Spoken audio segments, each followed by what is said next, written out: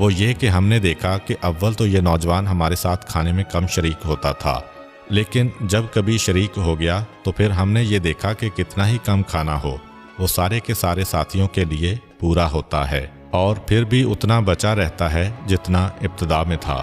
یہ تو آپ اپنی آنکھوں سے دیکھ سکتی ہیں۔ میسرہ کی بات جناب خدیجہ کی سمجھ میں آ گئی۔ کہا کہ جاؤ، جا کے فوراً بلا کر لاؤ اور کہو کہ اس وقت تھوڑی دیر کے لیے آپ ہمارے ساتھ ہمارے دسترخوان پر بیٹھ جائیں۔ پیغمبر اسلام میسرہ کے ساتھ تشریف لائے۔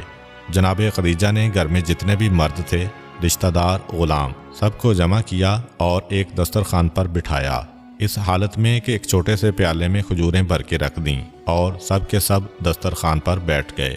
پیغمبر اسلام کے آنے کے بعد برکت کی یہ کیفیت تھی کہ پہلی کھجور پیغمبر اسلام نے اپنے دست مبارک سے اٹھائی اور ہر ایک جناب خدیجہ کے حکم کے تحت پیٹ بھر کے کھانے کے باوجود بھی جب اس دسترخوان سے یہ کہتا ہوا اٹھا کہ اب تو ہمارے پیٹ میں گنجائش نہ رہی، تب بھی کھجوریں اتنی ہی تھیں جتنی ابتدا میں رکھی گئی تھیں۔ خدیجہ طاہرہ نے پیغمبر اسلام کا شکریہ ادا کیا۔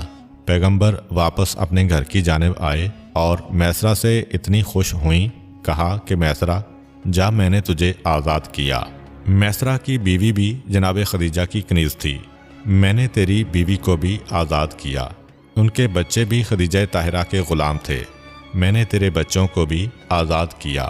اس کے بعد زمین کا ایک ٹکڑا دیا، 2 اونٹ اور سونے اور چاندی کی ایک کثیر مقدار دی کہ میسرہ تو نے مجھے ایسی خوشخبری سنائی ہے کہ اب اس کے بعد تیرا حق ہو گیا میرے اوپر، ان سارے تحفوں کو لے کر جا اور آج سے تو آزاد ہے۔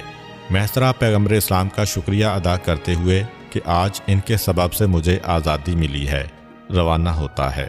اب جناب خدیجہ کے دل کو اطمینان ہو گیا، کیونکہ اس سے پہلے 3 واقعات ہو چکے ہیں۔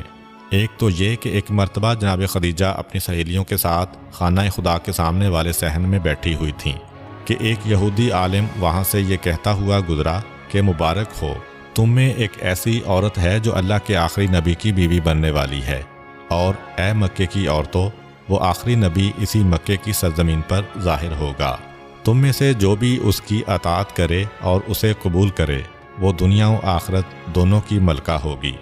باقی عورتوں نے تو کنکر اٹھا کر اس عالم کو مارا، مگر جناب خدیجہ کے دل میں یہ بات بیٹھ گئی، کیونکہ جناب خدیجہ ان عورتوں میں سے ایک تھیں جو اسلام سے پہلے ہی اللہ کے دین کی جانب ان معنوں میں راغب تھیں کہ ان کے ایک چچا تھے، ورقہ ابن نوفل، جو تورات اور زبور کے بہت بڑے عالم تھے۔ جناب خدیجہ اکثر ان کے پاس جایا کرتی تھیں اور ان سے تورات و زبور سنا کرتی تھیں۔